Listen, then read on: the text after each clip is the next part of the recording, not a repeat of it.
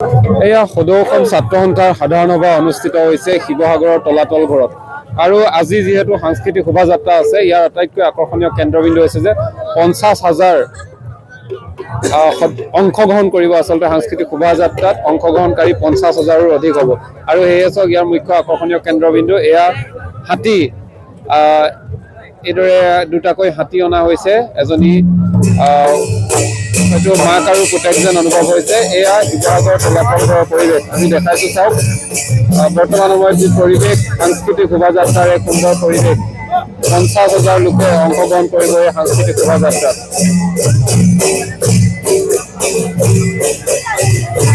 এয়া তলাতল ঘৰৰ পৰিৱেশ। বৰ্তমান সময়ত লোকে লোকাৰণ্য হৈ পৰিছে আৰু দুটাকৈ হাতী ইয়াৰ মুখ্য আকৰ্ষণৰ কেন্দ্ৰবিন্দু হৈ পৰিছে।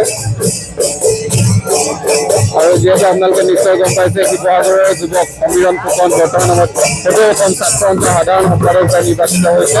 আৰু ইয়াৰ পাছতে এতিয়া চাওক, ইয়াৰ পৰিৱেশ সাংস্কৃতিক শোভাযাত্ৰাৰ।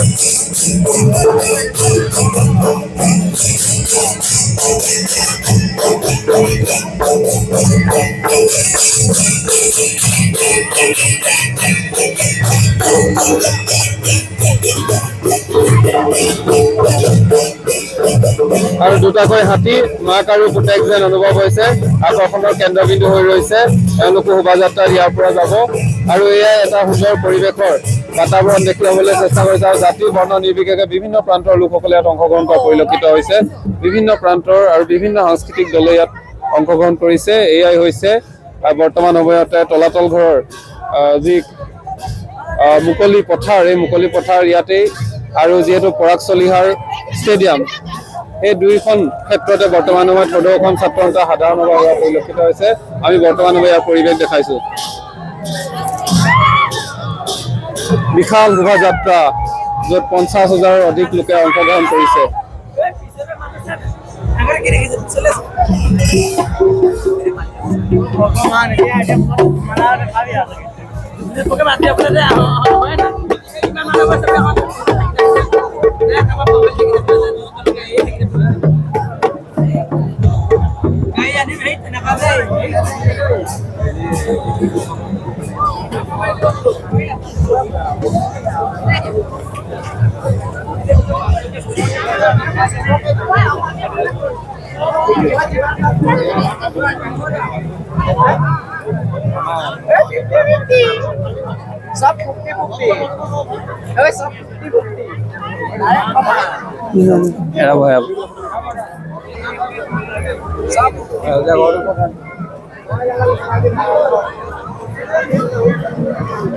মাক আৰু পুতেক নেকি?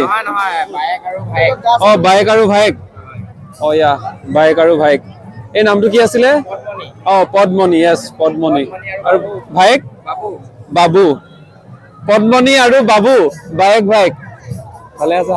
বিশেষ আকৰ্ষণ এয়া পদ্মনী আৰু বাবু, বায়েক ভায়েকে আহি বৰ্তমান সময়ত সদৌ অসম ছাত্ৰ সন্থা 2025 চনৰ সাংস্কৃতিক শোভাযাত্ৰাৰ মুখ্য আকৰ্ষণ বুলি ক'ব লাগিব।